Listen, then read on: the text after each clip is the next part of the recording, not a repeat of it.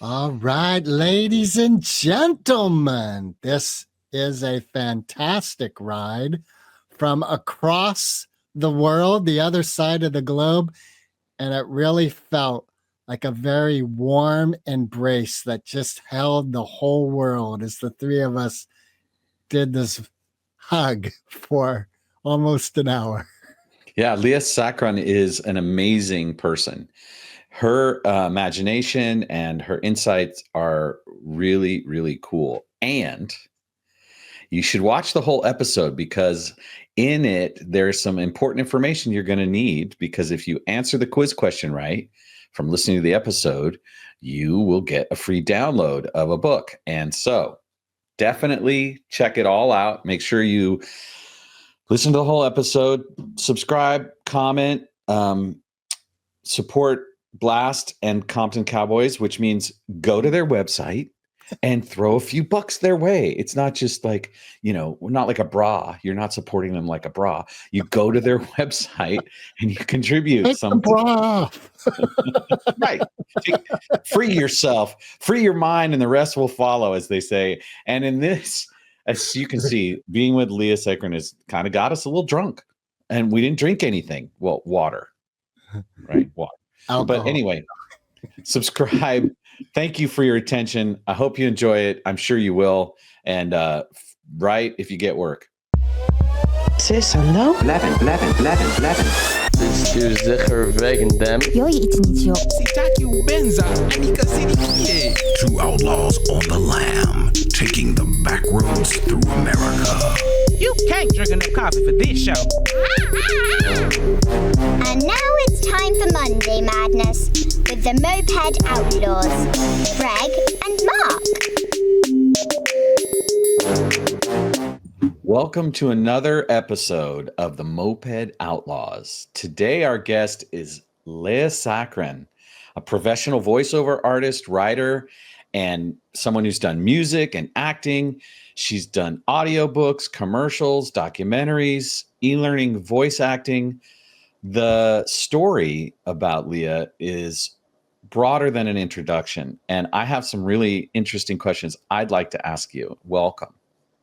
Hi, I'm very glad to be here. Thank you. Yeah. So one of the things I noticed as I was researching what you are doing is that you are doing the audiobook for Siddhartha. I did it. It's already out. Wow.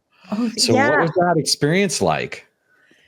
I read it 6 times.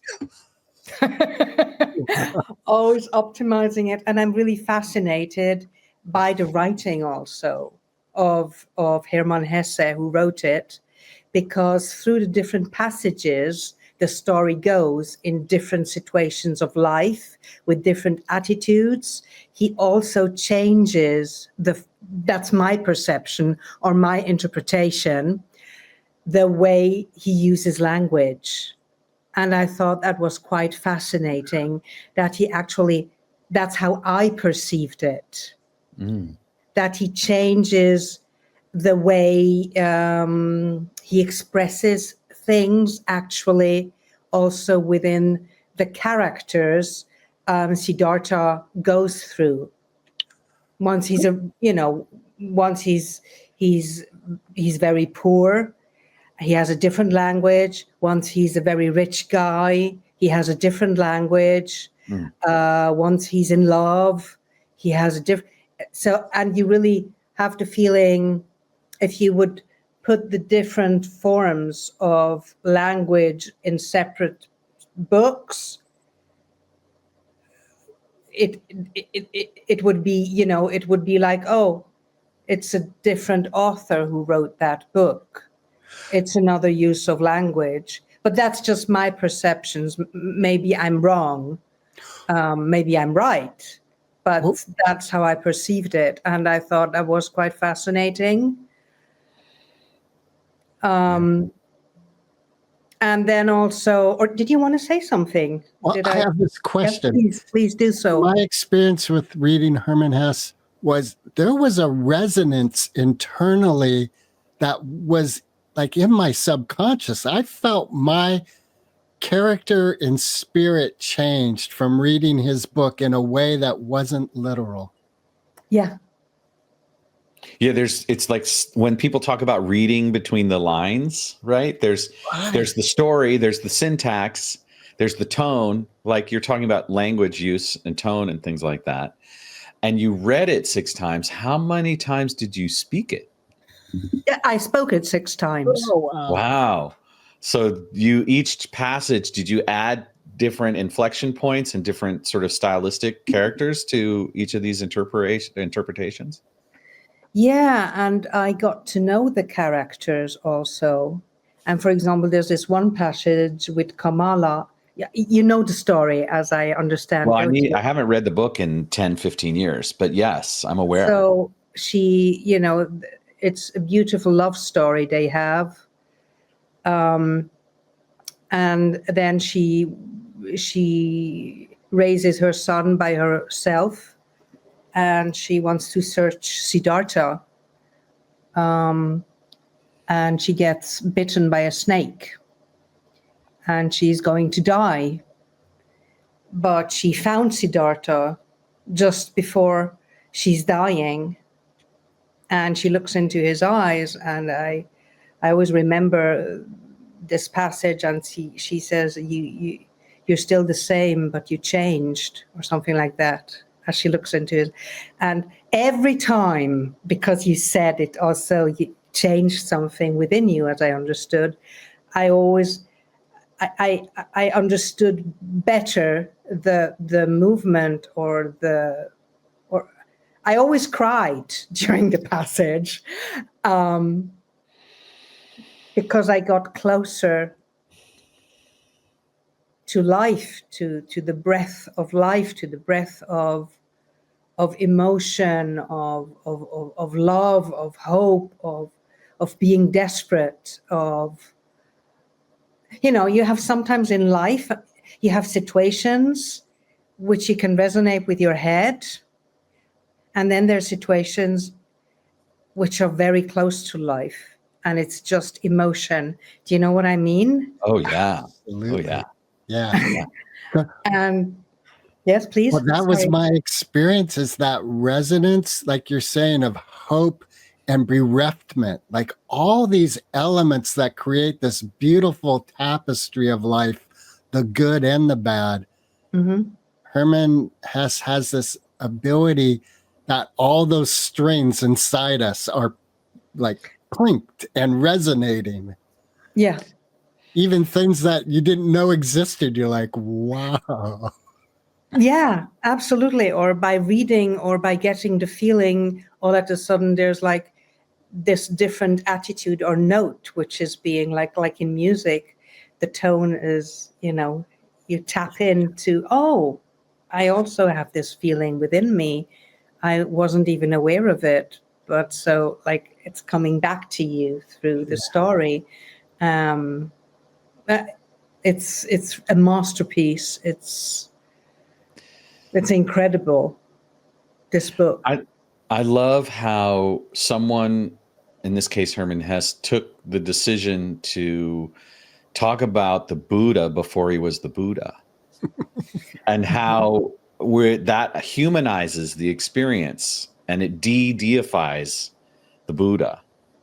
And I think that was one of the sort of subtle aspects. He doesn't say it anywhere in the book, like I'm going to rehumanize and de-deify the Buddha. But the ultimate outcome of having the experience of seeing Buddha through the lens of his humanity can make it so much more real for all of us to see that this is our way, our path has at its core all of these possibility for us. Mm-hmm. Did you guys see Last Temptation of Christ or read the book? No, but I'll write it down. I'll look at it. Oh my gosh. The gentleman who wrote it, I think he also wrote Zorba the Greek, but there was that element that we were just speaking Zorba the Greek. Well, I think it's the same author. Anyway, but The Last Temptation of Christ, I saw the movie by Martin Scorsese, and when it ends, we all know the story of Christ, so I'm not giving no spoiler alerts here, But when he's on the cross and he goes, "It is accomplished," it brought tears to my eyes because you had seen him go through this very human element of desiring happiness and life on this planet, and then being told that was the devil. That wasn't, God giving you that. And he's like, "Oh no." Mm-hmm. Mm-hmm. Yeah, the name of the author was Nikos Kazantzakis. Kazantzakis. It's hard for me to pronounce. My apologies to Nikos for all the Greeks in the world. But yeah, he wrote Zorba the Greek, Last Temptation of Christ, He Who Must Die, and Le Soleil et l'Ombre, whatever that is. Mm-hmm. Well, why is it relevant to you? What about the book? I mean, because we get this insight into the Christ being as a man as opposed to a deity. Is that what brought that up for you, Greg? Yeah, well, exactly, because he's on the cross, and then this young angel comes and says, "Oh, it's okay. You don't have to do this anymore. You've done all you need to do." God says you can get down and go marry Mary Magdalene, who you're in love with, and have a family. And this is all great. And he's all, "Oh, cool." And he does it. And at the end, he's on his deathbed, and Judas comes in. I think it's Judas, one of the apostles, that goes, "What are you doing? This wasn't what you were supposed to do." And Christ goes, "Wait, no, my father said." And he's all, "That wasn't your father. That was the devil." And all of a sudden Christ is like, "Oh no." And so that very human element of desire and that sort of razor's edge of divinity and the finite life we have here on earth with the desires it encompasses. Mm-hmm. Wow. Mm-hmm. Yeah. I never realized that was what was in the book. Oh my God. It's amazing. Yeah. So I'll have to read it. Yeah. What other books have been really exciting for you, Lea? Like, what other things have really moved you the way that Siddhartha moved you, that you've read as part of your audiobook reading career? Wow.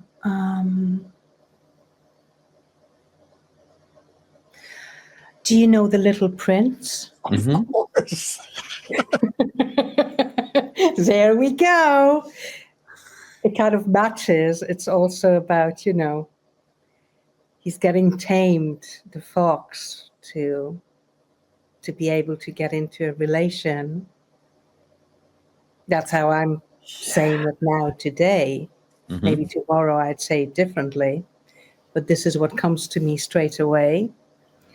I think this is also a lovely book. It is so raw. It is so pure. It is so transparent also. And if I think now, to put it beside Siddhartha, I never thought of it. It's just now that we sit together. And as you also said, the desires in life and the emotions, maybe it is a similar theme from a different perspective. It's all about perspectives in life, I believe. Mm-hmm. We can look at a situation and think, oh gosh, it's a terrible situation. Or we can say, oh, maybe if I change my attitude, I get a different approach towards it, and it could be something beautiful. So is that one of the themes in The Little Prince to you? Is this idea that how we see things in the moment we encounter them can shift a little, and then the richness can come through? Yes, I would say. And we're the thing that needs to get out of the way. Yeah, don't get into your own way kind of thing. Yeah. I mean, there's the story of the king who's counting stars, as I remember. And that's like the content of his life, to count these stars. And it's a long time I've read it. Maybe you remember, but I think then The Little Princess, and then you counted the stars. So So what happens then? Right. And the king said, if I remember correctly, well, then I know how much I have. And then the prince says, okay, but, and then, well, then that's it. Well, again, now we're back to materialism and this idea of philosophy, right? Which is, and then as what we've started to realize through science and telescopes is that you can never count all the stars, right? There you go. And you never can have an aspect of all perspectives. But what we can do, I believe, we can resonate with each other. We have moments of bridges where we feel we connect with our emotions, which is also, I'm working on my book. Actually, I have an audiobook, Gusta Gusto. Yes. And now the book is coming out also. We're working on it. And it's about, connecting generations, connecting thoughts, ideas. And the idea is also to build these bridges of similar situations we encounter in life, where we might be happy or scared or sad. And by reading the stories, we can identify ourselves with the characters. I think that's also what is happening in Siddhartha or in The Little Prince, that maybe with The Little Prince, we have more. I don't know what you think, maybe more the child within us. I think each of them offers different windows or different possibilities for us to imagine ourselves into empathy with any one of the characters. Even in The Last Temptation, this is true. Tell me a little bit about the characters in Gusta Gusto. I'm sorry, I didn't do a good job. Gusta and Gusto. They're two rhinos. And Gusta, she's very lively and she's like extrovert. She's like the superstar. And Gusto, I don't know if they're very good friends, but it's unclear that they're a couple or not, but they're just very good friends. And they live in rhino country, but it doesn't matter if they're a couple or not, because the friendship is so strong. They're like, Gusto, he's more the introvert, and he's not aware of it, but Gusta, she's very extrovert, she actually needs the recognition of Gusto to feel free in expressing herself. Although she doesn't, tell him, or maybe she's not conscious of it. But for example, she does her makeup, before the day, and Gusto, he always is in front of the door, and he's very excited when she comes out of the door, all with her makeup and beautiful, rhino lady. And she tells him, yeah, but you're not allowed to come into my room because that's my time. Right. But by knowing that he's in front of the door waiting, it feeds her. Also empowers her. Yeah. That's very cool. I like that. Do you find that real in your own life? Do you have someone in your life that empowers you in that way? Yeah, of course I do. Yeah. And I also have a lot of friends. Or not a lot. I have maybe 5. You don't have a lot of friends. When you get our age. I think really close friends, you might have, a handful. But you can know many people. You can get along with many people. But, I believe friendship also takes time lifetime. Yeah, that's an interesting question. Also, I also have kids, grown kids, and they see my work, and I also feel empowered by them because they appreciate my work. I think empowerment means if someone is interested in your thoughts, in your attitudes, in what you do. Or what do you believe what empowers you? What, if I may ask, which aspect? You can ask, by all means. I have my own definition of empowerment, but I was just trying to get a little more understanding of what you were meaning. Like, can you say more about what you were saying? I believe empowerment means someone is interested to hear what you think, is interested in you as a person, is interested in what you do, is interested to take the time to, for example, look at your work. For me, this is a feeling of empowerment. So we empower each other by investing our attention on each other? Yeah. Okay. Some people, I think they define empowerment as a self-empowered thing, right? Okay. I'm empowered internally, right? But what I'm hearing from you is that you feel empowered when someone invests the time and energy to look at you and to understand you. Is that correct? Do I have it right? Yeah, I think it's both ways. I mean, obviously, if I'm working on a project, it empowers me because I'm passionate about it. But in the same time, it's also from the external, people seeing your work and saying, oh, they acknowledge it. So it's always something internal and external, like internal motivation and external motivation, I guess. Yeah. So it's a flow of energy between us all. Yeah, I believe so. And I think there's an element for the external empowerment where they're holding a vision of you that is the highest person you can be. They hold that vision of you. So, can you repeat this one more time? So, external empowerment is an individual, or it could be a group, that holds the vision of you, the highest person you could be. They hold that vision solidly because we're all fallible. We all make mistakes. Yes, we all make mistakes. In the midst of my lowest moment, right, an individual who empowers me is still seeing me at my highest potential. So their interaction with me and their communication with me is coming from that vision.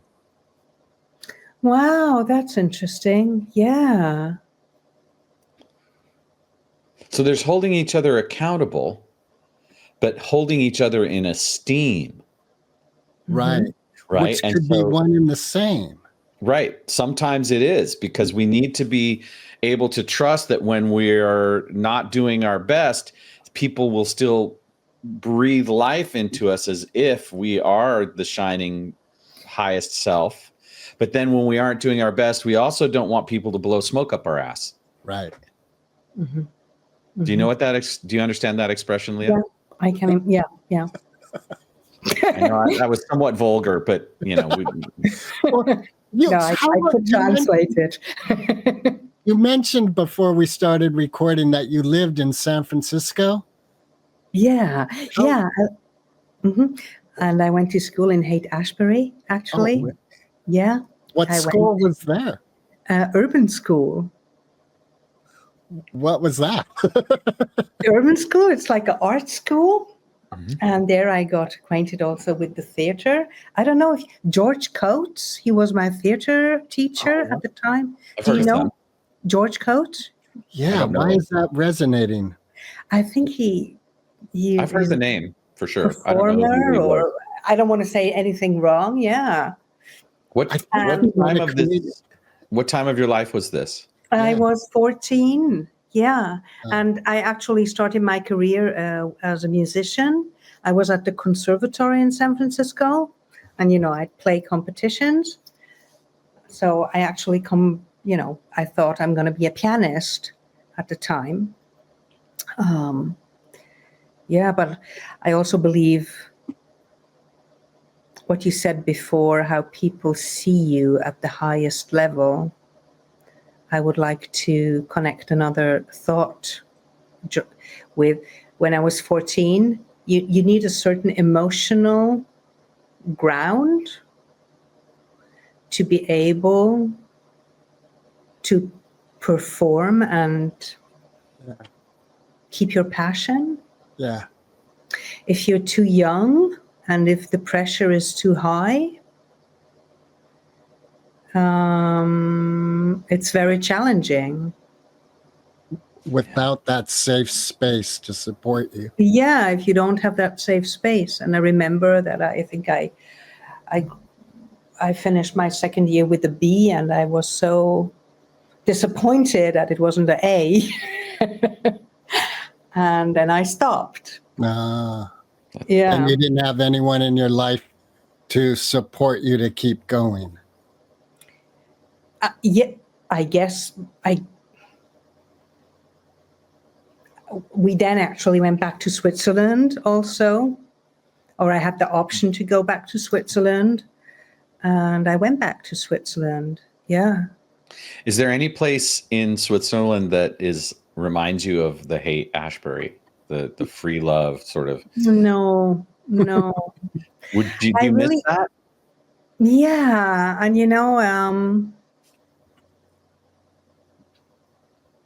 it would be lovely to also be able at any time in life, I would say, to just make a shift when you want to make the shift and say, okay, now I want to change the country. I do believe every country, in every country, I always had the chance to make good friends. Oops, sorry. No worries. That was brilliant. We're having a shaking good time now. That was a statement. You're saying at any time you have the opportunity to make friends. Yeah, in every country. But every country has its own culture, and you feel it in a different way.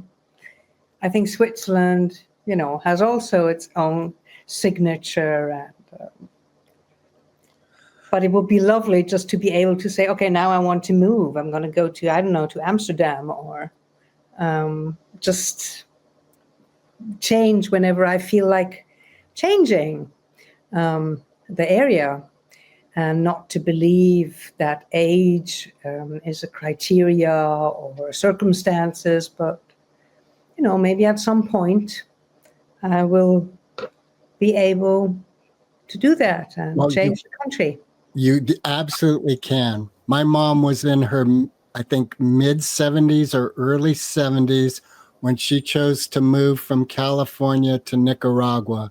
And she lived the rest of her life. She died just 3 years ago, around 83 or 84, and Nicaragua was her home.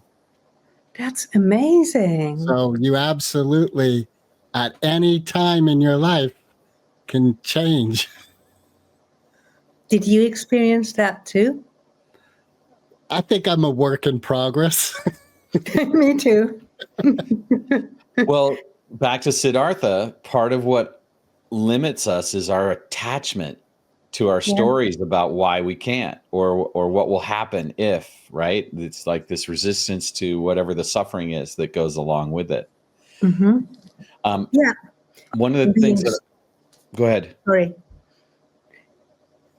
Being scared also of letting go of certain habits or comfort or ideas. And then you kind of rest in your corner kind of thing. Well, and it's easy to forget how vital we feel when we actually take the adventure. Mm-hmm. Right. And that's one of the beautiful things about literature, is that it reminds us that the adventure awaits. And a book can be one way of going on a little adventure. Right. Another is to, try to embody in your current place the qualities of the place you yearn for. So while you're in Switzerland, you could be the free love, Haight Ashbury version of Switzerland, just by showing up with, maybe wearing a daisy in your hair, or, a little heart on your cheek, or playing some Grateful Dead, anything that brings you joy, right? Absolutely. Absolutely. That's great that you're saying that. And I don't know Switzerland well, but one of the stories I've heard is that it is very stoic society.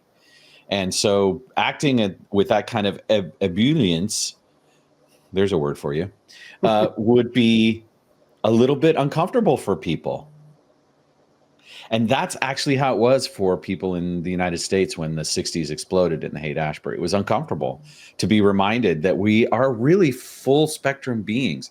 The amount of vibrance that we can have in our life is not limited by the social constraints and the expectations and conditioning we have, unless we let it limit us.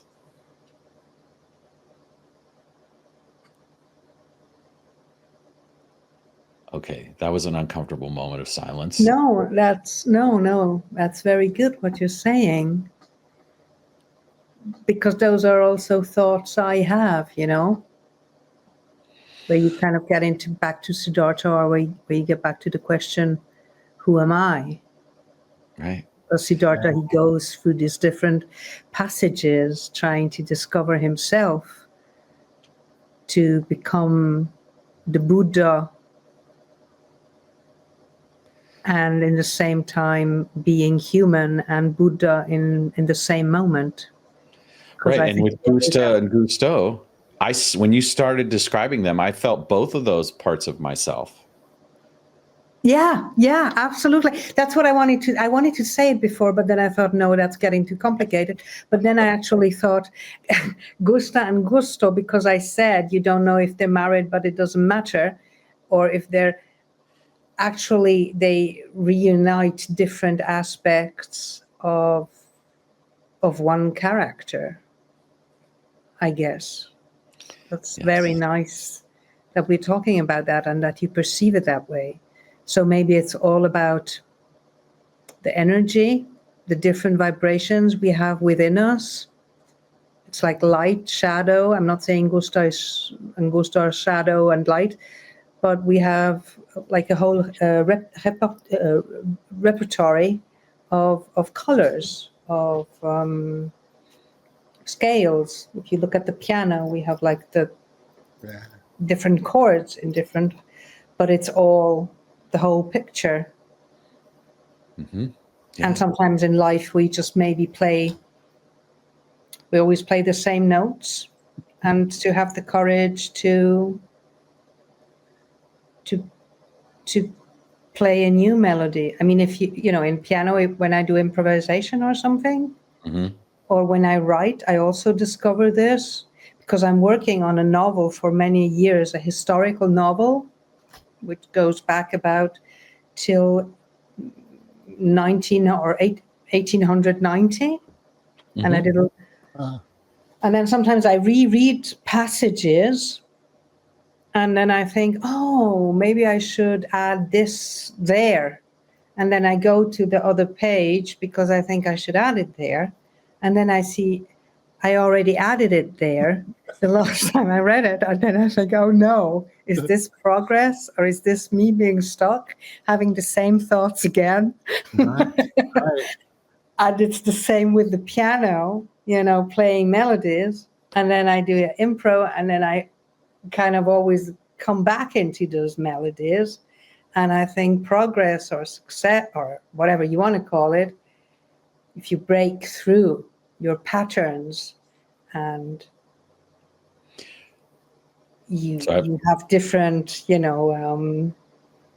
neurons starting to connect. Because I believe also if you change, the neurons, they get very nervous, or you feel it, you get internally nervous in a stress situation. But then actually to just stick with it and go through it, then neurologically you can actually transform new pathways. I don't know, Jane Fonda, she said once something like, I don't remember.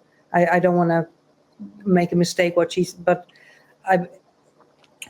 was the feeling it gave you? Neuroscience, I think she said something, which really, where I thought, yeah, that's great. But I connected now thinking of her passage. I don't know anymore what she said. I don't want to say anything wrong, but I believe you can actually change your thinking by going also through new situations with a different approach. And there we go again back to Siddhartha, I guess.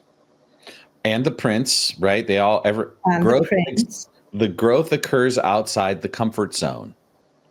Growth mindset. My daughter, she made her bachelor thesis about growth mindset. She wrote it. So what occurred to me when you're talking about piano is something that Thelonious Monk said. Do you know who Thelonious Monk was? He was a great musician, no? He was a very innovative piano player in jazz. Yeah, yeah.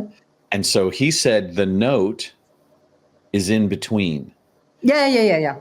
And that what you were saying is like between improvisation and not knowing, and in this place of knowingness, there's something really sweet. There's this new unknown place that you can find. And in the way I see it through the lens of piano and guitar, because I play music, is that all the stuff we learn over the years and the songs we learn all form like the known reality. And then improvisation is an invitation to step outside of that realm into something we don't know.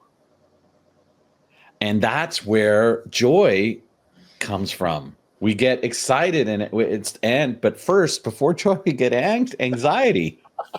Most of us. You do get anxiety. I mean, right? Now to go into film, that's Alfred Hitchcock. It's like the moment of suspense. Yeah. It's just that moment where it's like, you know, it occurs to me that part of our fear comes from the unknown. Yeah. And part of our comfort is we know the situation. So in psychology, it's often talked about how people will stay in a bad situation because it's the situation they know. So there's a comfort to it. Absolutely. Yeah.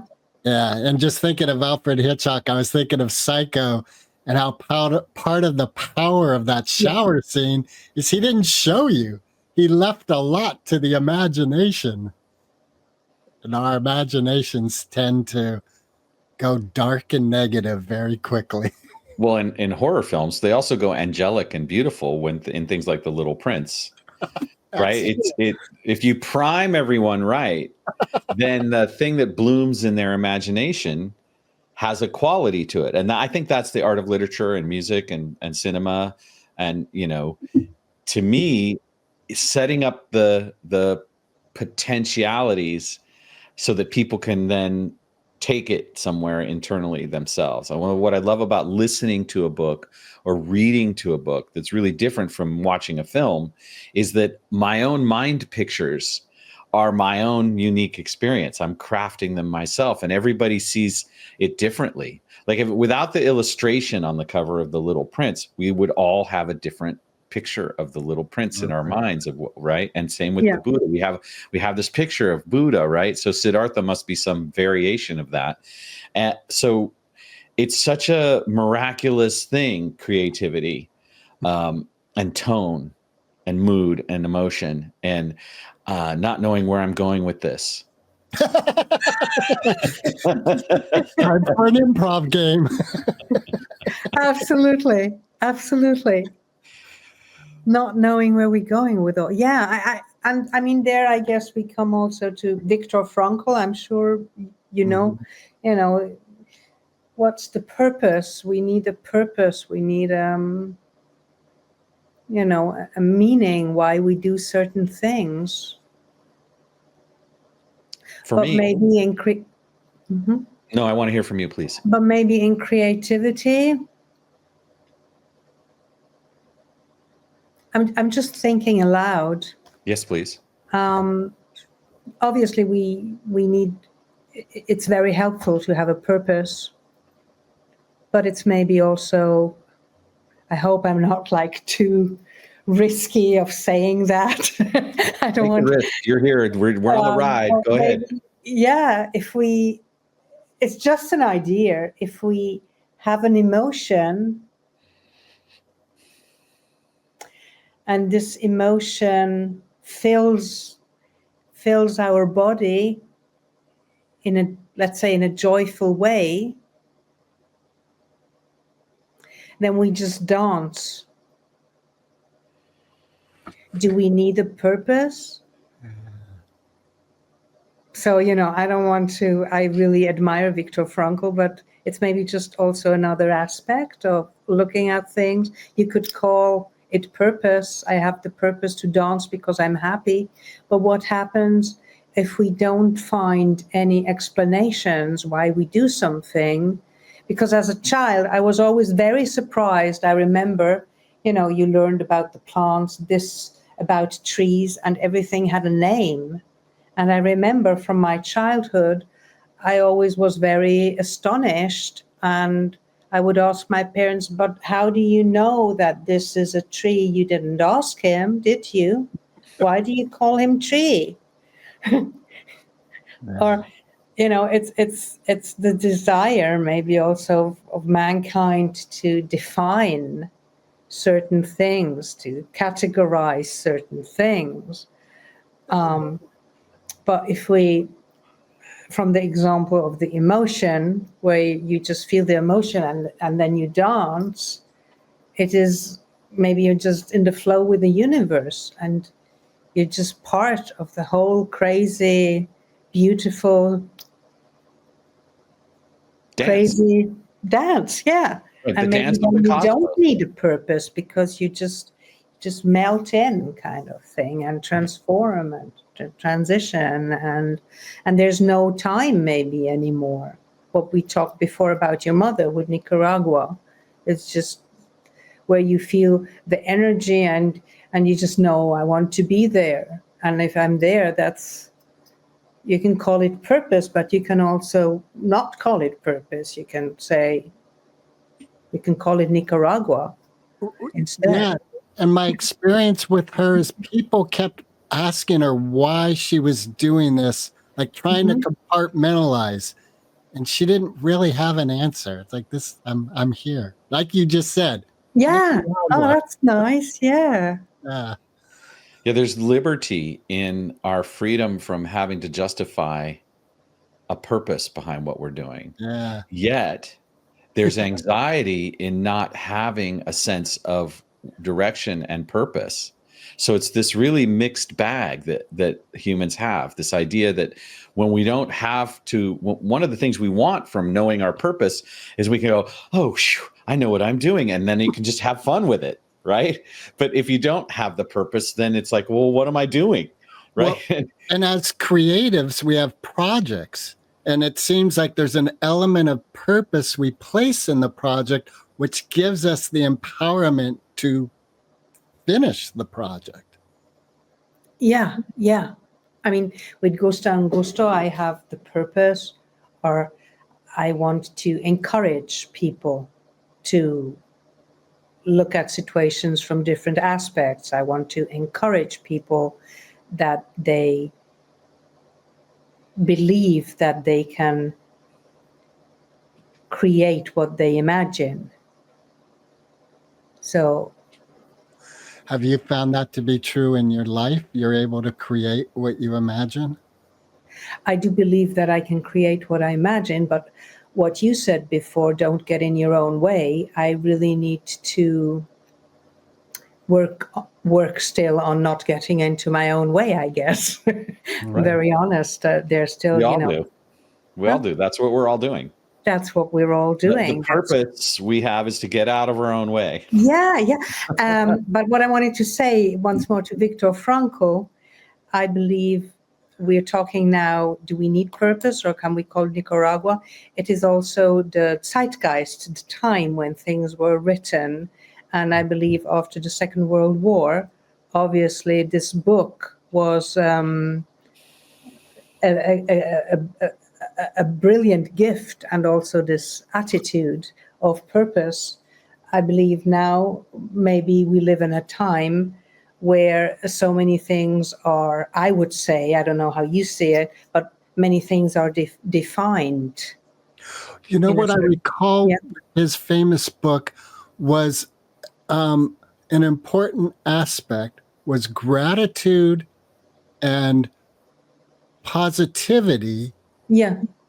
Even in the extreme of the concentration camp. He would talk about people who had just given up, and he saw their health and life force just go to zero. And other people like himself remained capable day to day. And I think, if I recall, he attributed that to gratitude as one of the strong elements. Am I correct? I think so. What I remember from the book is that, if I remember correctly, that he always imagined that at some point he would be in front of an audience and he would talk about how he got over the concentration camp, and that he then went into therapy, worked as a therapist, and he always imagined that. And if I remember, that this imagination gave him the strength also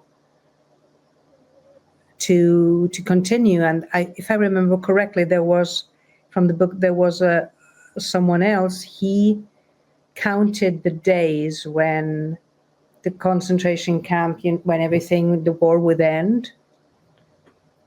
I hope I'm saying the right thing. And he counted the days, and then it wasn't the end of the war, but I think the person died because... Yes, you're correct. I do remember.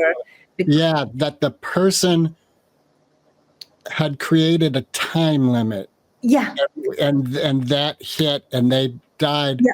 And part of, I think, if I recall, Victor's lesson in that was, like you're saying, to keep your hope and your imagination of the future always positive and open to positive potential. Yeah. Yeah. And I think that's maybe... Intrinsic empowerment is literally the your intrinsic ability to empowerment. imagine a possibility beyond the scope of the current situation. Yeah. Right? We can breathe life into a future just by holding a vision for it in here, right? Right. And loving that vision and keeping that seed warm and watered and until the soil of our present tense is ripe with the possibility of it coming forward. And that's the difference, right? Between succumbing, falling apart, or persevering. Because even in the moment of death, if you're holding that seed, you still are in that space, and you the seed just goes with you wherever you go, right? And in our art, we plant that seed in everyone else, right? So Viktor Frankl planted it, and it's blooming in this conversation. The Prince, his ideas are blooming, and your ideas. And so here's your question, Lea. You ready? I'm ready. To what extent does the ending of your novel need to evolve beyond what you think it is in order for you to finish it? The historical novel. Yeah. Like, you probably have an ending in mind. What if that wasn't the ending? I would like to make a short U-turn. By all means, please. You know what? I just noticed we're talking about completing this novel, and you're backing away from that. But I'll get back to it. Okay, great. Just before, it was so brilliant when we talked about, the different aspects of time. I have a friend, and her mother died about a month ago or 3 weeks ago. And I had a great experience without knowing what happened. And I told my friend, you know what? I'm just gonna try and carry the sadness with you. And every day I make a photo. I light a candle for her mother. And I send the photo where I put the candle, I send to my friend. And I'm going to do that until the funeral will be. That's very beautiful. And then I actually noticed, and, I write something small for, just consistency. And then recently I had the idea, I thought, that's interesting. Maybe the mother, if the mother wouldn't have died, I wouldn't have had the idea to light the candle. So I told my friend, maybe your mother, because she is still here and she's spiritually connected, because without her, passing away, I wouldn't have lit the candle. So maybe there is no time anymore, actually, because we have the past and the present and the future, and it is reunioned in this light. So going back on the U-turn, coming back to the novel, maybe because spontaneously I thought everything just needs to be at peace, because at the end of the novel, actually a child is born, and there's death and there's life. The father is dying, the son is born. And thinking once more of my friend with the light, maybe we just need open up to the option that there is not time, but there is an emotion, an emotional